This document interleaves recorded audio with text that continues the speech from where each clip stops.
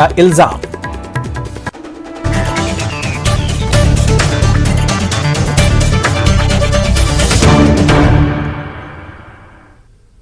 महाराष्ट्र के वजीर आला उद्धव ठाकरे के घर के बाहर हनुमान चालीसा पढ़ने की जिद करने वाली रुकने पार्लियामेंट नवनीत राणा और उनके शौहर रवि राणा फिलहाल जेल में ही रहेंगे, क्योंकि नवनीत और रवि की एफआईआर रद्द करवाने के लिए बॉम्बे हाईकोर्ट में दाखिल अर्जी खारिज हो गई।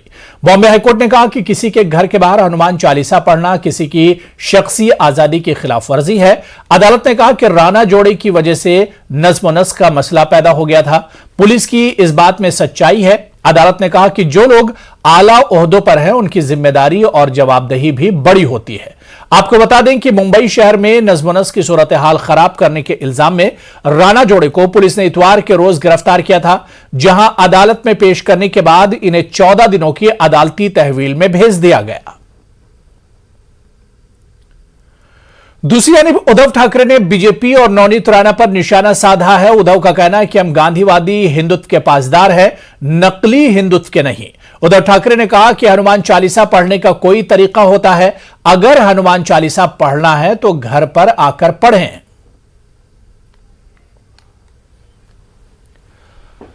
वजारत इत्तलात और नशियात ने हिंदुस्तान की कौमी सलामती, खारजा ताल्लुकात और अमन आमा से मुतालिक गलत मालूमात फैलाने पर 16 यूट्यूब न्यूज चैनल्स को ब्लॉक कर दिया है। आईटी रूल्स 2021 के तहत हंगामी इख्तियारात का इस्तेमाल करते हुए 10 हिंदुस्तानी और 6 पाकिस्तानी यूट्यूब चैनल्स ब्लॉक कर दिए गए। यूट्यूब चैनल्स भारत में खौफ व हरास फैलाने, फिरकावाराना इंतशार फैलाने और अमन आमा को खराब करने के लिए गलत गैर तस्दीकशुदा मालूमात फैला रहे थे। ब्लॉकशुदा यूट्यूब पर मबनी न्यूज चैनल्स के नाजरीन की तादाद 68 करोड़ से ज्यादा थी।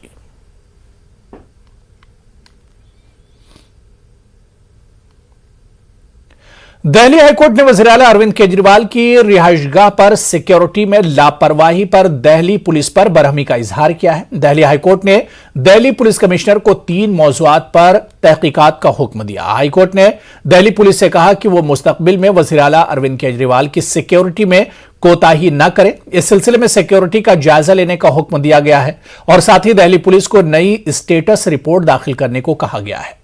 दिल्ली हाईकोर्ट 17 मई को मामले की अगली समाअत करेगा। मध्य प्रदेश में अगवा समेत बुलडोजर कार्रवाई की जद में फंसे मुस्लिम नौजवान को हाईकोर्ट से राहत मिली है। हाईकोर्ट ने मुस्लिम नौजवान को जहां सिक्योरिटी दी है वहीं गिरफ्तारी पर भी रोक लगा दी है। हाईकोर्ट ने रियासती हुकूमत और डीजीपी समेत दीगर को नोटिस जारी किया और बुलडोजर की कार्रवाई पर भी जवाब मांगा है। गुज़िश्ता दिनों आसिफ पर हिंदू लड़की को अगवा कर जबरन शादी का इल्जाम लगा था। डेंडोरी पुलिस ने आसिफ और इसके रिश्तेदारों के खिलाफ मुकदमा दर्ज किया था। इसके बाद पुलिस और इंतजामिया ने आसिफ के घर पर बुलडोजर चला दिया था। अर्जी गुजार के मुताबिक लड़का और लड़की बालिग हैं और आपसी रजामंदी से शादी की थी। हिंदू लड़की ने भी अगवा से इनकार किया। मामले की अगली समाअत जून में होगी। उधर मध्य प्रदेश के खरगोन में हुए फिरकावाराना तशद्दुद के 16 दिन बाद हालात साजगार हो गए हैं। कर्फ्यू में आज 9 घंटे की ढील दी गई थी। वहीं दूसरी जानब तशद्दुद के नाम पर इंतजामिया के जरिए की जा रही इन्हिदामी कार्रवाई को लेकर सियासत भी जारी है। मध्य प्रदेश जमीयत उलमा ने तशद्दुद के नाम पर हुकूमत और इंतजामिया पर यकतरफा कार्रवाई करने का इल्जाम लगाया। मध्य प्रदेश जमीयत उलमा के सदर हाजी हारून का कहना है कि जब भी कहीं तशद्दुद होता है तो दोनों जानिब के लोग कसूरवार होते हैं, मगर हुकूमत के जरिए दानिश्ता तौर पर यकतरफा कार्रवाई की जा रही है। हाजी हारून ने इल्जाम लगाया कि एक जानिब शिवराज सिंह ने रियासत में 5000 से ज्यादा गैर कानूनी तौर पर तामीर की गई कॉलोनियों को कानूनी दर्जा देने का कदम उठाया है। वहीं दूसरी जानिब खरगोन में गैर कानूनी तामीर के नाम पर यकतरफा इन्हिदामी कार्रवाई की जा रही है। जमीयत उलमा और सद्भावना मंच ने खरगोन का दौरा करने का ऐलान किया है। ये फसादात में मध्य प्रदेश सरकार का टोटल फेल्यूर रहा है। अगर जुलूस की इजाज़त दी गई थी तो जुलूस के लोगों ने हथियारों के साथ मस्जिदों के सामने खड़े होकर बहुत गंदी गंदी बातें करना, खूब नारे लगाना। आज भी कोई मेरे घर के आगे अगर बदतमीजी करेगा और घंटों गालियाँ बकेगा तो आदमी क्या करेगा? मजबूरी में पत्थर चलाएगा। पत्थर नहीं चलाना चाहिए था, लेकिन लड़ाई हुई है। लड़ाई में जो आम तौर पर जो हिंदू और मुसलमान हैं वो तो अपने घरों में होते हैं। जो तशद्दुद करने वाले लोग हर समाज में पाए जाते हैं। जो फ़िरका परस्त लोग हैं वो हर समाज में पाए जाते हैं। अब फ़िरका परस्तों के बीच में लड़ाई हुई तो लड़ाई में दोनों तबके का नुकसान हुआ है। खरगोन में हमें पता चला है कि मुसलमानों के भी मकान कुछ दंगाइयों ने, फ़िरका परस्त हिंदू दंगाइयों ने मकानात जलाए हैं, बहुत सारे हिंदुओं को चोटें पहुंची है, यहाँ तक कि एक मुसलमान का इंतकाल भी हुआ है। ये सारे वाक़ात हुए, इसकी तहकीकात की जानी चाहिए थी, इसकी आला सतही जांच की जानी चाहिए थी, लेकिन ऐसा न करते हुए फौरन दंगे के फौरन बाद मकानों को तोड़ना और बेगुनाह लोगों की गिरफ्तारी, धड़ाधड़ गिरफ्तारी करना, मैं इस तरह की कार्रवाई की मजम्मत करता हूँ। हुकूमत तो सबकी होती है, सबका साथ सबका विकास की बात होती है, लेकिन यहाँ मध्य प्रदेश सरकार के रवैये से एक तरफा मामला मालूम होता है। सिर्फ मुसलमानों के मकान तोड़े गए तो क्या सिर्फ मुसलमान ही दंगाई थे? हिंदू भाइयों ने क्या मुसलमानों के घरों में आग नहीं लगाई? और उसके बाद तोड़ना नाजायज तरीके से, भाई ये हुकूमत का रोल नहीं होना चाहिए। हुकूमत को दोनों के सर पर मोहब्बत का हाथ रखना चाहिए, शफकत का हाथ रखना चाहिए और अमन और शांति के लिए दोनों फरीकों को राजी करना चाहिए कि आइंदा वो सब अमन और शांति और भाईचारे के साथ रहें। एक तरफा कार्रवाई करने से और नफरत पैदा होती है। राइट विंग माने जाने वाली समाजी तंजीम group of intellectual and academics की जानिब से जहांगीरपुरी तशद्दुद मामले पर फैक्ट फाइंडिंग रिपोर्ट जारी की गई है। यह fact finding report constitution club में जारी की गई है। देखिए रिपोर्ट।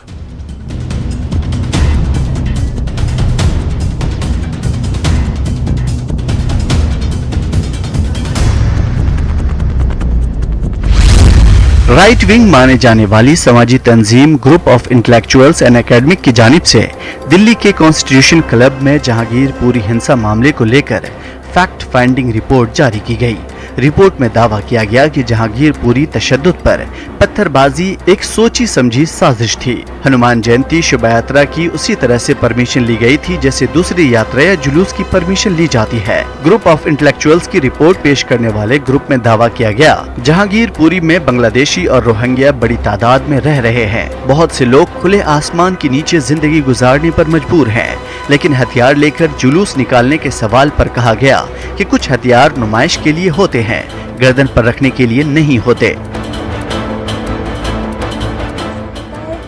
जब यात्राएं निकलती है ना, तो उन यात्राओं में कई लोग कोड़े भी लेकर चल रहे होते हैं, कई लोग तलवारें लेकर चल रहे होते हैं, कई त्रिशूल लेकर चल रहे होते हैं। लेकिन एक होता है सेरिमोनियल कि आपने एज ए गदा लेकर चल रहे होते हैं, आपने इसको सेरिमोनियली डिस्प्ले किया। एक होता है कि मैंने आपके गले पर रख दिया। तो सेरिमोनियली डिस्प्ले करना है, it's a part of religion, it is not an offence. लेकिन अगर आप किसी के गले पर वार करते हैं तो 307 ही बनेगी, अटेम्प्ट टू मर्डर। रिपोर्ट में कहा गया कि शोभा यात्रा पुरअमन तरीके से निकाला जा रहा था, किसी तरह का हमला नहीं किया गया और न ही झंडा लगाने की कोशिश की गई। Group of intellectuals and academic के रुकन श्रुति मिश्रा ने जहांगीर में तिरंगा यात्रा और इफ्तार को वोटों की राजनीति बताया। मैं कहूंगी कि हाँ ठीक है, अच्छा है आप कर रहे हैं, लेकिन आज आपको ये सब क्यों समझ में आ रहा है? ये सब जो वोट बैंक की गंदी राजनीति के तहत हो रहा है, इससे कुछ नहीं होने वाला। और अगर आप बोल सकते हैं आज तिरंगा यात्रा निकाल रहे हैं, आप इफ्तार कर रहे हैं, मैं उसका विरोध नहीं करती, लेकिन जिस दिन वो हुआ था, जिस दिन वो हनुमान जन्मोत्सव पे वो पथराव हुआ, गोलियां चली, तलवारें निकली, उस दिन किसी पार्टी का व्यक्ति क्यों नहीं आया वहाँ पे? उस दिन सद्भावना जताने वाला क्यों नहीं आया? क्योंकि वो वोट बैंक नहीं है। Group of intellectuals and academics का कहना है कि इस रिपोर्ट को वजारत दाखिला और तमाम महकमों में पेश किया जाएगा। न्यूज़ 18 उर्दू के लिए दिल्ली से खुर्रम शहजाद की रिपोर्ट। चलिए यहां पर रुकेंगे फिलहाल छोटे से ब्रेक के लिए।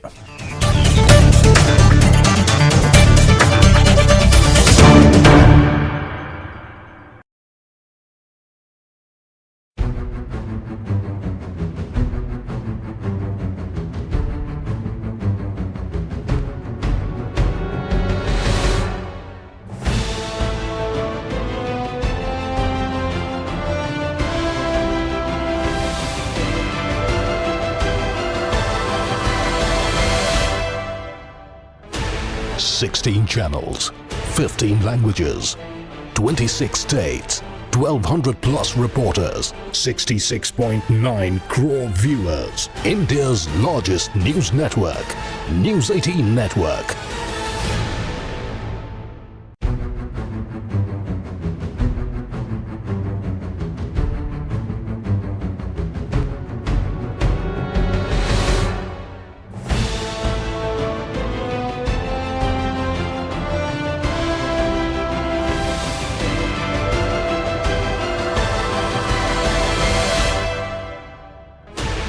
16 channels, 15 languages, 26 states, 1200 plus reporters, 66.9 crore viewers. India's largest news network, News 18 Network.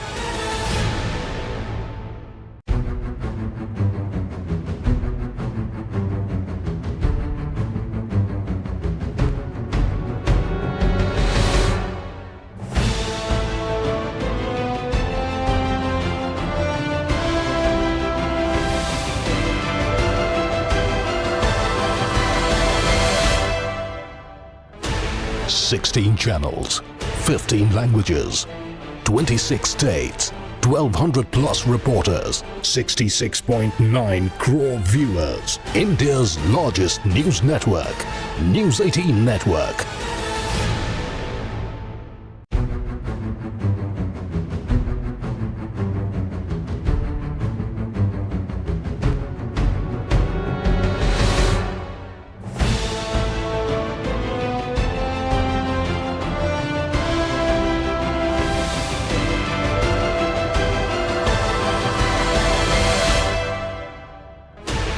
Sixteen channels, 15 languages, 26 states, 1200. Madhya Pradesh में लाउड स्पीकर को लेकर सियासत के दरमियान अब सवाल ये उठने लगा है कि जब कांग्रेस और बीजेपी एक साथ हैं तो फिर किस बात पर बवाल मचा हुआ है। साबिक वजीर जीतू पटवारी ने लाउड स्पीकर की हिमायत की है। वहीं इस मामले पर वजीर दाखिला नरोत्तम मिश्रा ने कहा है कि बचपन से अखंड रामायण का पाठ करते आए, इस मामले में सनसनी जैसी कोई बात नहीं है और ना ही इस पर कोई सनसनी फैलनी चाहिए। हनुमान चालीसा इसलिए पढ़ी जाती है कि आपका, मेरा, समाज का, संसार का भला हो। बजरंगबली सब पे आशीर्वाद रखें, मानव पे रखें, सृष्टि पे रखें। वो इसलिए नहीं करी जाती कि किसी को मारे और किसी को बनाए।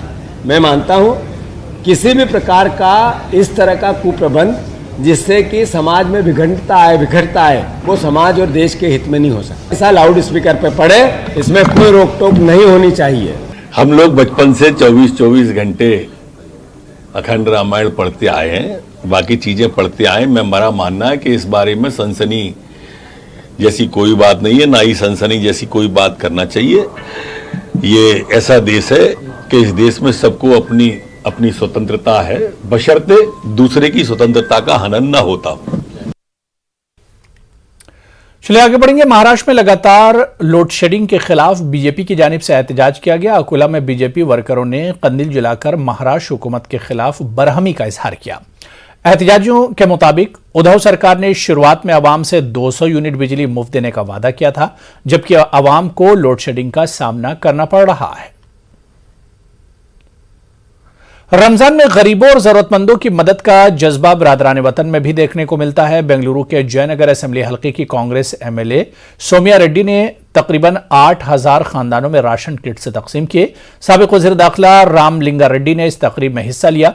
रामलिंगा रेड्डी ने कहा कि हुकूमत नज्म ज़ब्त को बरकरार रखे, सभी तबकों का एतमाद हासिल करे। एमएलए सोमिया रेड्डी ने कहा कि मौजूदा बीजेपी हुकूमत आवाम को राहत फराहम करने के बजाय परेशान कर रही है। मकामी लीडर रिजवान नवाब ने कहा कि सोमिया रेड्डी और इनके वालिद रामलिंगा रेड्डी ने मुस्लिम तबके की हर मामले में मदद की है। बज़ाहिर सियासी लीडर आवाम को रागिब करने के लिए रमजान और दीगर त्योहारों में राशन किट्स तकसीम करते हैं, लेकिन इस तरह के इक़दामात से इलाके में भाईचारे का माहौल जरूर देखने को मिलता है।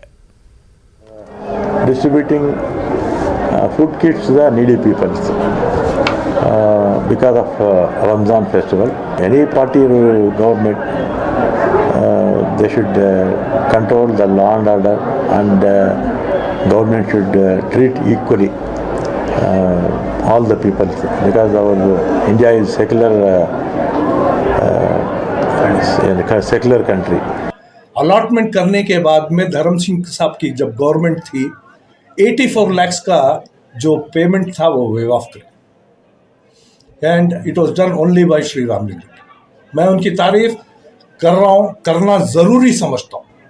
उसके बाद में हाल ही में खबरस्तान, 3 एकड़ का खबरस्तान सिद्धरामैया साहब की गवर्नमेंट में सैंक्शन करा, जब सोमिया रेड्डी जी और रामलिंग रेड्डी जी दोनों लेटर्स दे के मेरे साथ और बिलाल मस्जिद के हमारे अमजद भाई इलियास साहब के साथ, हमारे अशुभी के साथ सौम्या रेड्डी जी खुद हमारे साथ डीसी ऑफिस विधानसौदा सब आ रहे थे। अभी ये क्या कर रहे हैं आपको भी पता है। मैं बस ये बोलना चाहती हूँ कि एनसीपी की जानिब से औरंगाबाद शहर में दावत इफ्तार का एहतमाम किया गया। इस दावत इफ्तार में शहर के उलमाए कराम और दानिश्वर तबके ने कसीर तादाद में शिरकत की। इस मौके पर एनसीपी के रियासती सदर जयंत पाटिल खुसूसी तौर पर दावत इफ्तार में शरीक रहे। इस मौके पर इजलास से खिताब करते हुए जयंत पाटिल ने कहा कि रियासत की अक़लियतों को किसी भी मामले में फिक्रमंद होने की जरूरत नहीं है। अमन अमान की बरकरारी हुकूमत की जिम्मेदारी है और इसमें कोई कोताही नहीं बरती जाएगी। इसी तरह रियासत के वजीर सेहत राजेश टोपे ने अक़लियतों को यकीन दिलाया कि तालीम, सेहत और रोजगार के मामले में एनसीपी अक़लियतों को साथ लेकर चलेगी। महीने में आज भी इफ्तार पार्टी का आयोजन जो किया था, बड़ी तादाद में औरंगाबाद वासी लोग उपस्थित थे और मुझे लगता है कि शांति और अमन चाहने वाली कौम उसी का आग्रह कर रही है और हमारी सरकार महाराष्ट्र में इसके लिए शांति बनाए रखने के लिए। अमरावती जिले के अचलपुर में परचम लगाने को लेकर फिरकावाराना फसाद फूट पड़ा था, जिसके बाद शहर में कर्फ्यू नाफिज किया गया था। अब हालात पूरी तरह से काबू में हैं और कर्फ्यू भी हटा दिया गया है। ताहम अचलपुर फिरकावाराना तशद्दुद के बाद शहर में अमन बरकरार रखने के मकसद से पुलिस की जानिब से पीस कमेटी की मीटिंग का इनेकाद किया गया, जिसमें अचलपुर के अमन पसंद शहरियान और पुलिस के आला अफसरान मौजूद रहे। इस मौके पर इंतजामिया ने शहरियों से अमन बरकरार रखने की अपील की। अचलपुर शहर में पिछले कुछ दिनों से जो वातावरण है उसमें हमने अभी संचार बंदी में छूट देते समय सभी नागरिक अभी बाहर आ रहे हैं, अच्छी तरह से माहौल शुरू है। लेकिन कुछ युवक जो है वो सोशल मीडिया का गलत इस्तेमाल करके सोशल मीडिया पर भड़काऊ पोस्ट भेज रहे हैं। ऐसे इसमें हमने Achalpur police station, Partoda police station, Sarmaspura police station, Anjangaon police station में एफआईआर रजिस्टर किया है। कुछ लोगों को हमने अरेस्ट भी किया है। सभी नागरिकों से हमारी यही रिक्वेस्ट है कि सोशल मीडिया का अच्छी तरह से इस्तेमाल करें। कोई धार्मिक भावना को ठेस पहुंचने वाली या भड़काऊ पोस्ट कोई भी भेजे नहीं। साइबर हमारी जो टीम है वो सभी छोटी मोटी चीज़ों पर ध्यान रखे हुए है, इसलिए सभी ने साइबर मीडिया का या फिर सोशल मीडिया का अच्छी तरह से इस्तेमाल करना चाहिए। मध्य प्रदेश के डिंडोरी के आसिफ खान को जबलपुर हाईकोर्ट से बड़ी राहत मिली है। हाईकोर्ट ने आसिफ और दीगर की अर्जी पर समाअत करते हुए न सिर्फ मध्य प्रदेश हुकूमत और डीजीपी को नोटिस जारी करते हुए जवाब मांगा है, बल्कि आसिफ की गिरफ्तारी पर रोक लगाते हुए इसे सिक्योरिटी मुहैया करने का भी हुक्म जारी किया। वाज़ेह है कि आसिफ ने गैर मुस्लिम लड़की से शादी की थी, जिसकी सजा के तौर पर न सिर्फ आसिफ का घर बल्कि उसकी 3 दुकानों को भी बुलडोजर से जमींदोज कर दिया गया था।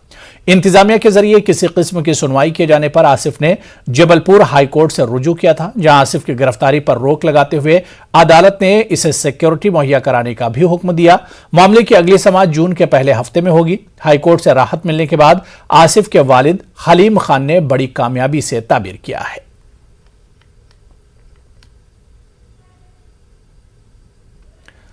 आजादी का अमृत महोत्सव के तहत state bank of India Bhopal branch के ज़ेर-ए-एहतमाम भोपाल में मुशायरा और कवि सम्मेलन का इनेकाद किया गया। एसबीआई के ज़ेर-ए-एहतमाम स्पनंदन के उन्वान से मुनक्किदा मुशायरा और कवि सम्मेलन में उर्दू और हिंदी के मुमताज शायरों ने शिरकत की और अपने बेहतरीन कलाम से सामाईन को महसूस किया। मुशायरे का इनेकाद मुमताज हिंदी अदीब और शायर राजेश जोशी की सदारत में किया गया, जबकि आलमी शोहरत याफ्ता शायर मंजर भोपाली ने मुशायरे में बतौर मेहमान खुसूसी शिरकत की। मुशायरे का इफ्तिताह बैंक मैनेजर गीता त्रिपाठी ने शमा रोशन करके किया। एसबीआई भोपाल की तारीख में पहला मौका है जब एसबीआई के वो मुलाजमीन जिन्होंने ज़बान व अदब के फ़रोग में नुमाया किरदार अदा किया है, इनके एजाज़ में तकरीब का इनेकाद किया गया। इस मौके पर 24 फनकारों को इनकी अदबी खिदमात के एतराफ़ में एजाज़ से सरफराज किया गया। मुशायरे में शोरा ने अपने बेहतरीन कलाम से सामाईन को महसूस किया।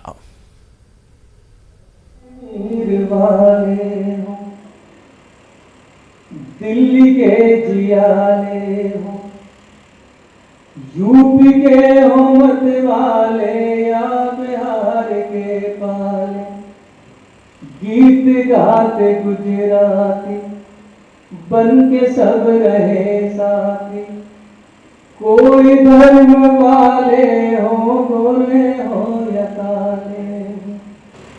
जो इस पागलपन में शामिल नहीं होंगे मारे जाएंगे,